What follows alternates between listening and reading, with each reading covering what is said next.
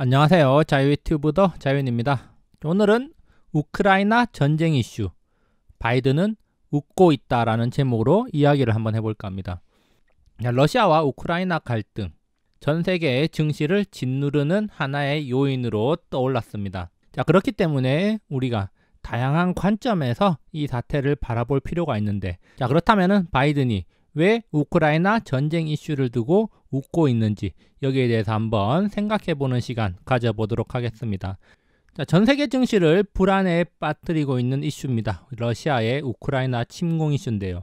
한국, 미국 등 글로벌 증시 변동성을 키우는 역할을 했습니다. 그러면서 주말 동안에도 끊임없이 이와 관련되는 이슈들이 쏟아져 나왔고, 실제로 지난주에는 이슈가 불거지면서 나스닥 그리고 한국 증시도 크게 출렁이기도 했고, 국제유가도 큰 폭으로 오르기도 했습니다.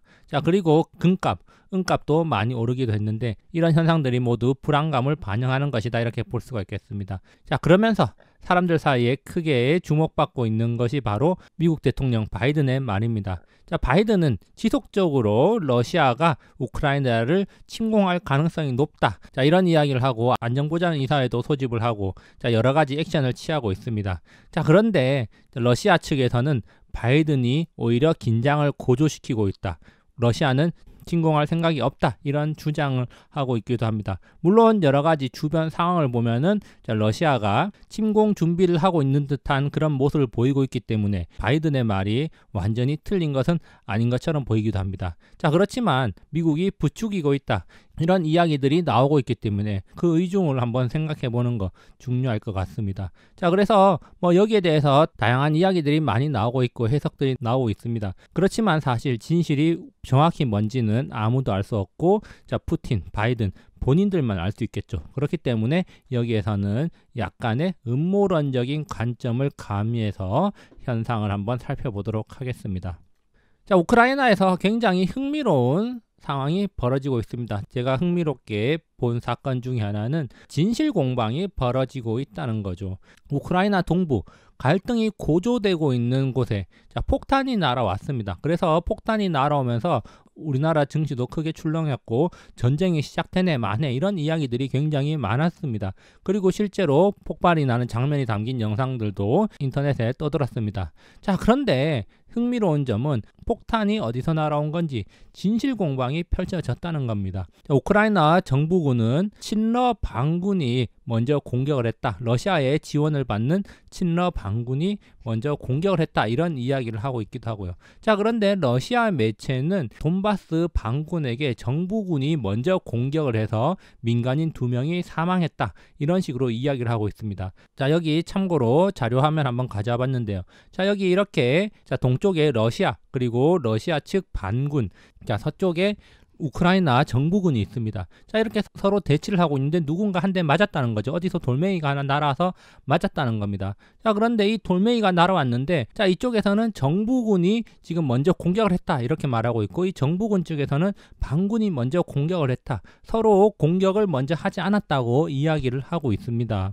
그러면서 미국 정보 당국에서는 러시아 지휘관들이 우크라이나 공격 명령을 받고 공격을 할 것이다, 이런 이야기를 하고 있기도 한데요. 이 상황이 저는 굉장히 흥미롭다는 겁니다. 우리가 이런 장면들 많이 보죠. 영화나 드라마에서 서로 대치를 하는 장면들이 있습니다. 그러면서 서로 으르렁대면서 서로를 노려보지만 공격은 하지 않는 상태, 그런 대치 상태가 있다는 거죠. 그런데 이들이 공격하고 싸우게 하려면 어떻게 하면 됩니까?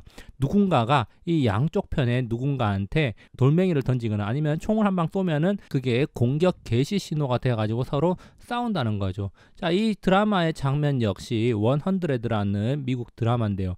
이렇게 대치를 하다가 누군가가 돌을 던져가지고 한 대 맞으니까 이때부터 공격을 시작하면서 서로 싸우기 시작했다는 겁니다. 그런데 지금 상황이 어떻습니까? 서로 대치를 하고 있는 상황에서 서로 아무도 공격하지 않았는데 어디선가 폭발을 했다는 거죠. 그래서 서로 먼저 공격을 했다고 주장하고 있는 그런 상황이라는 겁니다.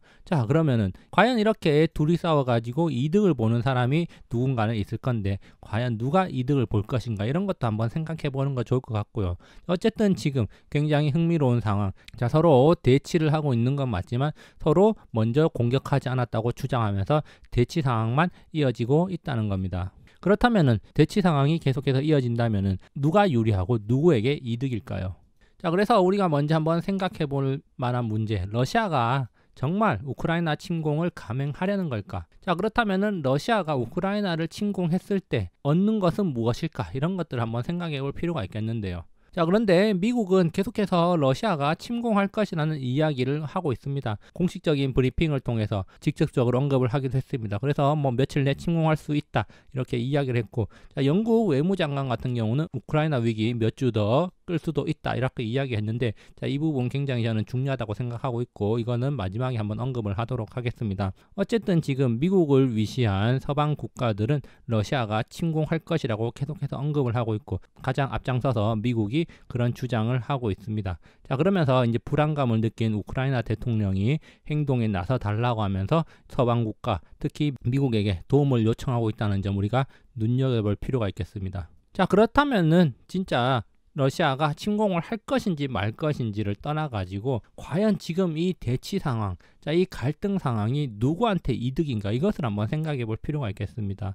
자, 그래서 저는 어떤 생각을 하고 있느냐, 자, 러시아와 미국 둘 다 이득이다 이렇게 볼 수가 있다는 겁니다. 지금 전면전이 벌어진 게 아니라 이렇게 긴장이 고조되고 있는 이런 대치 상황, 자, 미국과 러시아 둘 다에게 굉장한 이득이 될 수가 있고, 결국에는 미국과 러시아 둘 다 이득인 채로 이 사태가 마무리되지 않을까, 이런 생각을 한번 해보는데요. 자, 그렇다면은 왜 둘 다 이득인가? 자, 러시아 측 관점에서 먼저 한번 살펴보겠습니다. 자, 러시아가 원하는 것은 과연 무엇인가? 뭐 다양한 것을 원할 수가 있겠죠. 일단 러시아 같은 경우는 이 우크라이나 반군 점령 지역이 분리 독립을 하는 거 지지하고 있을 겁니다. 자, 이렇게 러시아에 붙은 이 지역이 친러 지역으로 분리 독립을 하게 된다면 어쨌든 이 영역 자체가 러시아와 굉장히 밀접한 관련이 생기면서 군사적으로나 지리적으로나 러시아에 굉장히 중요한 요충지가 될 수가 있을 거고요. 자, 그리고 우크라이나 동부 지역, 자, 이 붉은색 지역은 러시아어를 사용하는 사람들이 많이 모여 사는 곳이죠. 자, 친러 지역이라는 겁니다. 그렇기 때문에 이 부분이 분리 독립을 하고 나면은 또 이쪽 지대에 이런 식으로 해가지고 계속 지속적으로 러시아 쪽으로 넘어올 가능성이 높습니다. 그래서 이렇게 크림반도까지 안전하게 사실상 러시아의 영향권에 들어가게 되면은 흑해 진출에 있어서도 굉장히 유리해질 수가 있겠죠. 군사적으로나 지리적으로나 러시아가 지속적으로 우크라이나를 압박해서 이 동부 지역이 분리 독립을 할 수 있다면 굉장히 큰 이득이 될 수가 있다는 겁니다. 자, 그리고 또 한 가지, 우크라이나의 전운이 고조되면서 가스와 원유 가격이 굉장히 큰 폭으로 올랐다는 겁니다.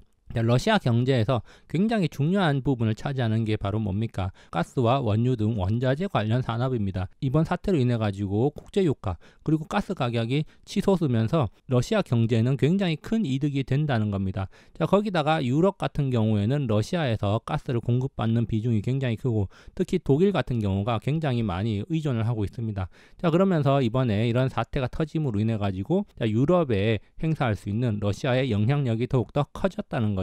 자, 그런 면에서 볼 때 굉장히 러시아한테는 이득이 되는 그런 겁니다. 그러니까 굳이 전면전을 해가지고 빨리 끝내는 것보다 이 사태를 질질 끌면서 지속적으로 압박한다면은 경제적으로 유럽 전체가 굉장히 압박을 받을 수밖에 없고, 그리고 협상력에 있어서 러시아의 우위가 지속될 가능성이 높다는 겁니다.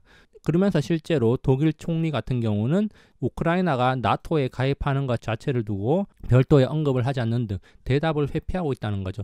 독일 입장에서는 그냥 우크라이나가 나토에 가입하지 않고 중립적으로 남아있는 것, 그것을 더 원하고 있을 가능성이 있다는 겁니다. 왜냐하면 에너지 부분에서 러시아에 의존하고 있는 면이 많기 때문에 함부로 우크라이나가 나토에 가입하도록 돕거나 그렇게 하지 못한다는 거죠. 그렇기 때문에 러시아로서는 지속적으로 압박을 해서 가격 올리면서 경제 부양에도 도움이 되고, 국영기업 주가도 많이 올라가지고 이득을 보고, 거기다가 유럽에 대한 영향력을 행사하면서 우크라이나 동부 지역에 대한 영향력을 확대할 수 있는 그런 계기가 된다는 거죠. 그렇기 때문에 굳이 러시아 입장에서는 전쟁을 하지 않고 군사적인 압박을 통해 가지고 장기적으로 얻어갈 것이 많다, 이렇게 볼 수가 있겠습니다. 자, 그리고 미국도 굉장히 이득이 될 수 있다, 이런 생각을 해봅니다.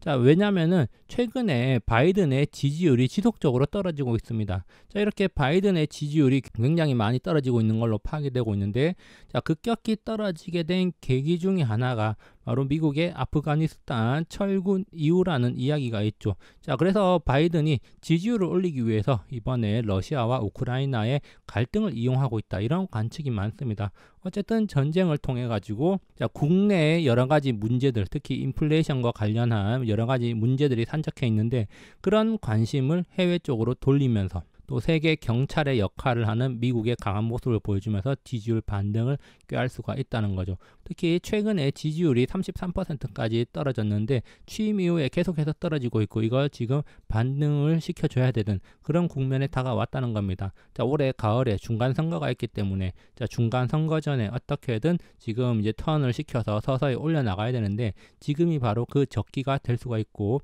이런 갈등을 원만히 해결하는 바이든의 모습을 보여줌으로써 대통령으로서의 리더십을 국민들한테 각인시키고 지지율을 끌어올릴 수가 있다는 거죠. 어쨌든 지금 지지율 반등을 노리는 바이든 입장에서는 굉장히 좋은 기회가 왔다는 겁니다.